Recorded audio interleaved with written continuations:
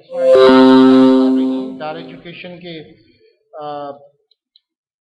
Database management system tutorial में आज हम बात करने जा रहे हैं कि एसक्यूएल सर्वर को हमने इंस्टॉल कर चुके हैं।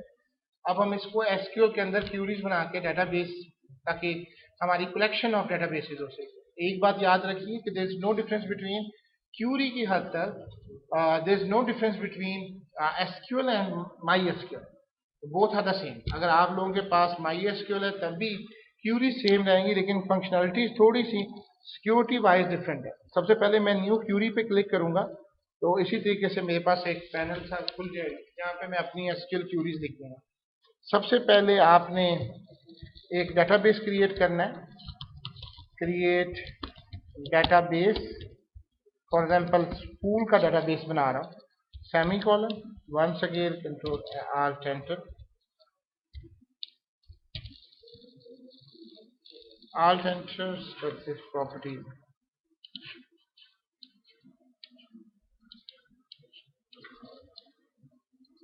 एग्जीक्यूट करवाएं। आपकी कमांड्स कंप्लीटेड सक्सेसफुली आ चुकी। ये चीज कमांड आपका डेटाबेस बनाने के लिए परफॉर्म हो। अगर आप इसको अब रिफ्रेश करें तो डेटाबेसेस में आपका डेटाबेस यहाँ पे आ जाना चाहिए। यू कैन सी दैट कि स्कूल का डेटाबेस आ चुका है। अब यहाँ पे आप देखेंगे कि स्कूल का डेटाबेस आप जब करते हैं तो मुख्तलिफ किस्म की इंफॉर्मेशन ऑटोमेटिकली आ जाती है, जैसे टेबल्स हैं, व्यूज हैं, सिनोनिम्स हैं, प्रोग्रामेबिलिटी है, सर्विस ब्रोकर है, स्टोरेज है, सिक्योरिटी है। All functions are perform like. जिस तरह माई एसक्यूएल में आपसे बात हुई थी, आप सबसे पहले यूज करवाएंगे स्कूल, इसको एग्जीक्यूट करेंगे, कमांड कंप्लीटेड सक्सेसफुली। अब यहाँ पे आप डेटाबेस बनाएंगे। क्रिएट टेबल स्टूडेंट, उसी तरीके से दो small brackets, integer S I D कर लें, S name, V R character 50, S address. ये जो S name, S address, S I D है, ये क्या है? स्टूडेंट के क्या एट्रीब्यूट्स। और ये जो हम आगे ये वेरिएबल करेक्टर दे रहे हैं, that are used to define the domain of the attribute.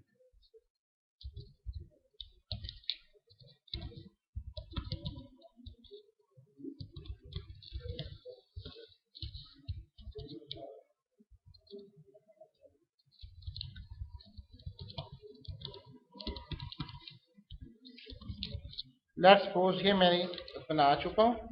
अब मैं यहां तक इसको करने के बाद इसको एग्जीक्यूट कर, कमांड्स कंप्लीटेड सक्सेसफुली। अगर आप देखें, अब एक दफा रिफ्रेश कर लें, डेटाबेसेस में आए, स्कूल के प्रोजेक्ट में आए, टेबल्स में आए, तो then you can see that DBO dot student is created here.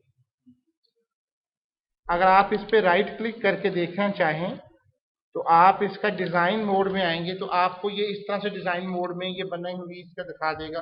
अभी पहले मैं आपको प्रोग्रामिंग के थ्रू कर रहा हूं, लेकिन फिर इंशाल्लाह इन द नेक्स्ट लेक्चर में आपको डिजाइन के थ्रू भी बनाना सिखाएंगे। लेकिन आप देखें कि ऑटोमेटिकली उसने ये क्रिएटेड किया।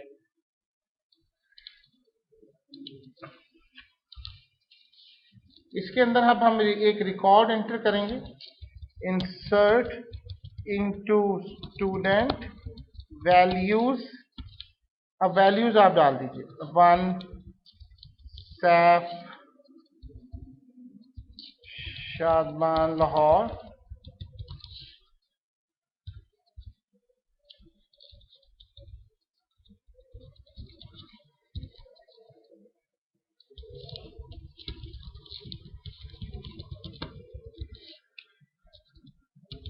gmail.com। इसको एग्जीक्यूट कर दें, कमांड कंप्लीटेड सक्सेसफुली। और इनको व्यू करके देखना है, सिलेक्ट तारिक फ्रॉम स्टूडेंट।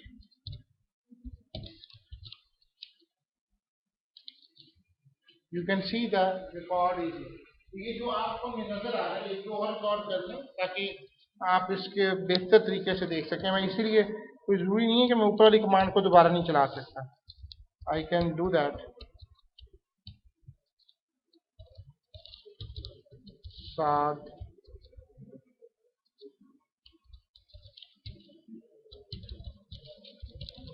उकाड़ा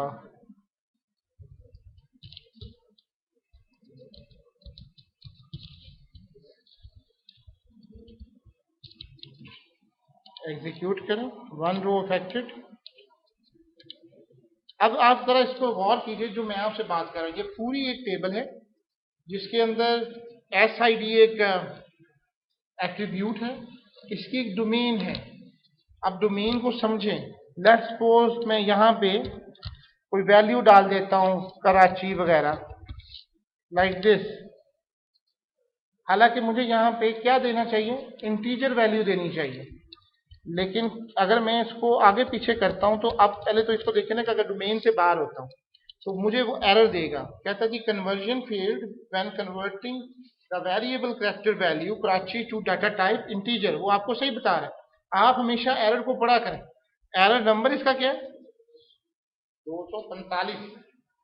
इसका मतलब यही है मैसेज का कि आप जो टाइप को दूसरे में कन्वर्ट कर रहे हैं वो सही नहीं है। अच्छा, अगर बिलफर्ज आपके ख्याल में इनकी तरतीब बदल दी जाए तो क्या वैल्यूज को सेम जगह पे रहना चाहिए? बस यही बात है। अगर आप इनकी तरतीब भी बदल दें, यानी आप कह दें जी कि पहले नाम आ जाए फिर मैं एज लिख दूं या ईमेल लिख दूं, तो ये गलत बात है। इसकी वजह से आपका पूरा सिस्टम जो है वो क्रैश कर जाता है। इसीलिए हम लोग सबसे पहले यूजर इंटरफेस बनाते हैं, जो आपने शीशा में देखा कि आपने वहां पे टेक्स्ट बॉक्सेस या आप नेट पे या कोई भी चीज बनाए, आपके वहां पे फील्ड्स बनाते हैं। वो फील्ड तरतीब से होती हैं। हम यूजर को अलाउ नहीं करते कि यूजर इस तरह से प्रोग्रामिंग की कोडिंग में जाए और इसमें वैल्यूज को इंसर्ट करे।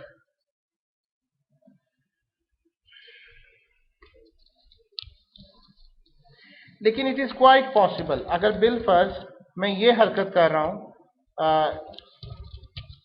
फॉर एग्जाम्पल बुरे वाला लिख देता हूं,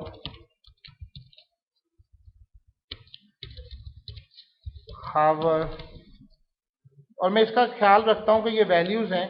आप मुझे बताएं कि क्या ये वैल्यू इंसर्ट होगी? जो नहीं कह रहे हैं वो गलत ख्याल है। ये बिल्कुल एग्जीक्यूट होगी, क्योंकि उससे इसको क्या फर्क पड़ता है। Computer is not aware about that कि आपने उसमें वैल्यू सही डाली या वहां पे आपने क्या नाम डाल दिया। Computer is not related to that. उसको सिर्फ ये चीज चाहिए कि वो उसमें जो इंफॉर्मेशन है वो डोमेन है। Domain is not like that कि आप वहां पे नाम ही डालेंगे और सिटी का नाम ही डालेंगे।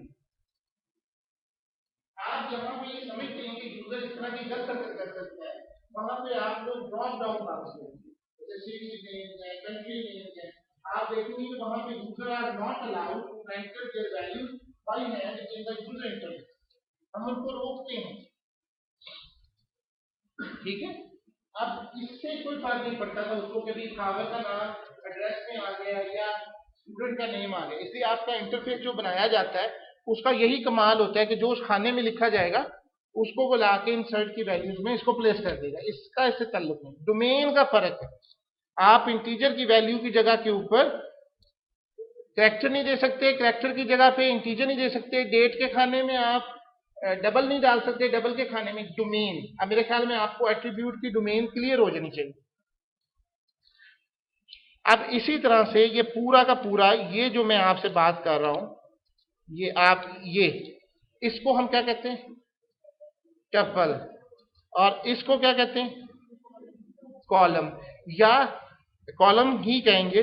और ये एक सिंगल को हम क्या कहेंगे, ये पूरी टेबल है that was a combination of tuples, जो है मोर देन वन टपल और having more than different columns are known as a table. So I thought कि आपको ये चीज और ये जितनी मैंने अभी तक आपको कोडिंग बताई है, इंशाल्लाह आप इसकी प्रैक्टिस करेंगे। और थैंक यू वेरी मच।